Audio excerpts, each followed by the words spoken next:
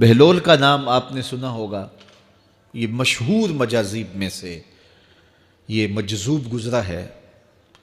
دریائے دجلہ کے کنارے اکثر گھومتا رہتا تھا اور اس کی ادائیں نرالی تھی۔ مجذوبوں کے رنگ اپنے ہوتے ہیں، سادیہ نزدیک رائے عاشقاں، خلق مجنو نندو مجنو آ کے لست۔ تو لوگ انہیں بے وقوف کہتی ہے، لیکن اہل عقل اور اہل تصوف انہیں دانا کہتے ہیں۔ اس لیے بہلول دیوانہ کہا جاتا تھا، لیکن بہلول دانا کہتے ہیں اہل خرد، کہ اصل حقیقی عقل تو ان کے پاس ہیں جو در محبوب تک پہنچ گئے۔ ان کے اندر کی دنیا مرتب ہوتی ہے، لیکن باہر کی دنیا غیر مرتب ہوتی ہے۔ اٹھنے بیٹھنے کا کبھی پتہ نہیں ہوتا، کھا لیا تو لے لیا، نہیں کھایا تو دو دو دن گزر گئے۔ پہننے کو کچھ میسر آ گیا تو ٹھیک ہے، نہ میسر آیا تو کئی کئی دن گزر گئے۔ تو ان کو اپنے ظاہر کا خیال نہیں ہوتا، ان کی نظر مشاہدہ جمال پہ ہوتی ہے، اور پھر یہ دنیا سے اور اپنے آپ سے بھی بے گانے ہو جاتے ہیں، اور لوگ انہیں دیوانہ کہہ کے پکارتے ہیں۔ تو یہ دریائے دجلہ کے کنارے گھومتا تھا، اور لوگ اس سے ملتے تو جو اس کی زبان سے نکلتا وہ پورا ہو جاتا۔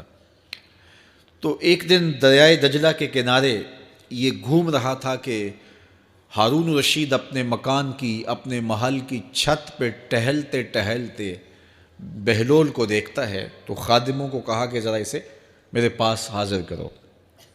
شاہی حکم نامہ تھا۔ جو چھت کے اوپر خادم تھے انہوں نے اوپر سے ڈولی پھینکی اور نیچے والوں کو اشارہ دیا، انہوں نے بہلول کو پکڑا اور ڈولی میں رکھ دیا، اوپر والوں نے رسیاں کھینچ لی۔ 2 لمحوں کے بعد بہلول بادشاہ کے سامنے تھا۔ تو بادشاہ نے بہلول سے کہا کہ بہلول ایک بات تو بتاؤ۔ کہا پوچھئے۔ کہا آپ خدا تک کیسے پہنچے ہو؟ تو بہلول نے مسکرا کے کہا جیسے آپ تک پہنچا ہوں۔ علامہ اقبال نے جو مرد کلندر کی نشانیاں بتائی ہیں ان میں سے ایک نشانی یہ ہے، بات میں سادہ و آزادہ، معانی میں دقیق، کہ اس کی بات بہت لمبی اور لچھے دار اور گچھے دار نہیں ہوتی، سیدھی سیدھی بات ہوتی ہے لیکن سیدھی روح میں اترتی ہے۔ مختصر اور جامع کلام کا حامل ہوتا ہے اللہ کا بندہ۔ تو کہا کہ بادشاہ جیسے آپ تک پہنچا ہوں۔ تو بادشاہ کا تو خیال تھا کہ کوئی بڑی باریک بینی سے کوئی فلسفہ بتائے گا، لیکن یہ 2 لفظوں میں اس نے کہہ دیا جیسے آپ تک پہنچا۔ بادشاہ نے کہا میں نہیں سمجھا۔ کہا بات تو سادہ سی ہے، تیری عقل میں نہ آئے تو میں کیا کر سکتا ہوں۔ کہا حضرت آپ سمجھا دیجئے۔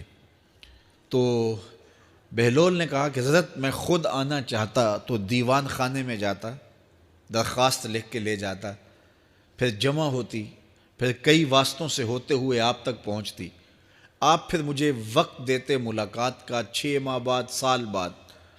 اس وقت پہ میں تیار ہو کے ملاقات کرنے آتا، آپ کے کوئی شاہی مہمان آ جاتے تو پھر ملاقات منسوخ ہو جاتی، پھر بھی آپ کی مرضی ملاقات ہوتی نہ ہوتی۔ میں چاہتا تو مہینے سال لگ جاتے، لیکن ملاقات پھر بھی آپ کی مرضی پہ، اور جب آپ نے چاہا ہے تو 2 گھڑیاں بھی نہیں لگی۔